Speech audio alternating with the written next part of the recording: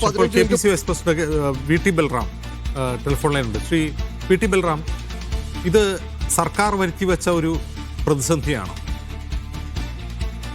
തീർച്ചയായിട്ടും അങ്ങനെ തന്നെ കരുതേണ്ടതായിട്ട് വരുമല്ലോ. കാരണം 10 വർഷമായിട്ട് ഒരേ സർക്കാരാണല്ലോ ഭരിക്കുന്നത്.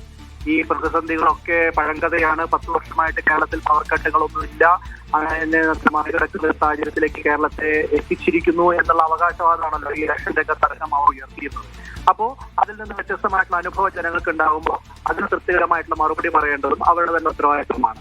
ഇവിടെ ശ്രീ ഉമ്മൻചാണ്ടിയുടെ ഗവൺമെന്റിന്റെ സമയത്താണ്, ശ്രീ ആര്യാട് മുഹമ്മദ് മന്ത്രിയായിരിക്കുന്ന സമയത്താണ് long term power purchase agreements നമ്മൾ KCBക്ക് വേണ്ടി സൈൻ ചെയ്തത്. അതിന്റെ ഭാഗമായിട്ട് ഇന്ത്യയിലെ മറ്റ് സംസ്ഥാനങ്ങളിൽ നിന്ന് യഥേഷ്ടം വൈദ്യുതി കൊണ്ടുവരാൻ കഴിയുന്ന ചുരുങ്ങിയ ചെലവിൽ 4.25 രൂപയോ മറ്റോ ചെലവിൽ ഒരു യൂണിറ്റ് വൈദ്യുതി കേരളത്തിലേക്ക് എത്തിക്കാൻ കഴിയുന്ന എല്ലാ സാഹചര്യവും ഉണ്ടായിരുന്നു. അതിലൂടെയാണ് യഥാർത്ഥത്തിൽ പവർ കട്ടിനെ കേരളം മറികടന്നത്. പക്ഷെ മറിച്ച് വലിയ രീതിയിലൊരു ക്യാമ്പയിനാണ് CPM ഈ തെരഞ്ഞെടുപ്പടക്കം ഉയർത്തിയിരുന്നത്.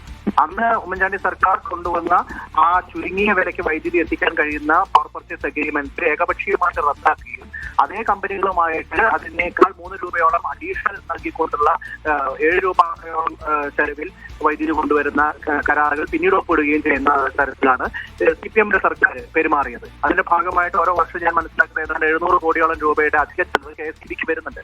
അപ്പൊ ഇതൊക്കെ കൂടി വരുത്തി വെച്ച ഒരു പ്രശ്നമാണ് ഇപ്പോൾ ഉണ്ടായിരിക്കുന്നത്. ഏതായാലും പവർ കട്ട് അതോടൊപ്പം തന്നെ കഴിഞ്ഞ 10 വർഷം ഈ കൂടിയ വിലയ്ക്ക് വൈദ്യുതി വാങ്ങിയത് കൊണ്ട് അതിന്റെ ഭാരം അനുഭവിക്കേണ്ടത് ഉപഭോക്താക്കളാണല്ലോ. പക്ഷെ പ്രതിപക്ഷം ആ വിഷയം കാര്യമായി എടുത്തില്ല എന്ന് തോന്നുന്നു. അതിനെതിരെ ശക്തമായ പ്രശ്നം വന്നില്ല. അതെന്തുകൊണ്ടായിരിക്കും? ഒരിക്കലും അല്ല. ഞങ്ങൾ അത് നിരന്തരം ക്യാമ്പയിൻ ചെയ്യുന്നുണ്ടായിരുന്നു. നിങ്ങൾ മാധ്യമങ്ങളാണ് അതിലെ വേണ്ട രീതിയിൽ അതിനെ ഞങ്ങളൊപ്പം നിൽക്കാതിരുന്നത്. നിയമസഭയിലടക്കം നിയമസഭയ്ക്ക് പുറത്ത് തെരഞ്ഞെടുപ്പ് വേദികളിലൊക്കെ ഞങ്ങൾ ഇതിന്റെ വസ്തുതകൾ വളരെ കൃത്യമായി തന്നെ നിരവധി തവണ ആവർത്തിച്ചിരുന്നു.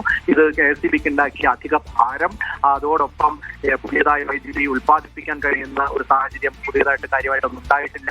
വർദ്ധിച്ചു വരുന്ന ഡിമാൻഡിനനുസരിച്ചുള്ള കാര്യങ്ങൾ കേരളത്തിൽ ആഭ്യന്തര ഉൽപ്പാദനം ഇപ്പോൾ ഉണ്ടാകുന്നില്ല. ഈ കാര്യങ്ങളൊക്കെ വളരെ വിശദമായി തന്നെ ഞങ്ങൾ പറഞ്ഞിരുന്നു. ഏതാണ്ട് 40,000 കോടി രൂപയോളം കേരളത്തിലെ വൈദ്യുതി മേഖലയിൽ KSBക്ക് സഞ്ചിത നഷ്ടമുണ്ട് എന്ന് പറയുന്ന അവസ്ഥയിലേക്കാണ് കാര്യങ്ങൾ എത്തിയിരിക്കുന്നത് എന്നുള്ളതാണ് കണക്കുകൾ സൂചിപ്പിക്കുന്നത്. അതിനെക്കുറിച്ചൊക്കെ കിട്ടുന്ന അവസരങ്ങളിലൊക്കെ ഞങ്ങൾ ക്യാമ്പയിൻ ചെയ്തിരുന്നു. പക്ഷെ മറിച്ചുള്ള ഒരു ക്യാമ്പയിനായിരുന്നു നിങ്ങൾ മാധ്യമങ്ങളടക്കം ചൂട്ടുപിടിച്ചു കൊടുത്തിരുന്നത്.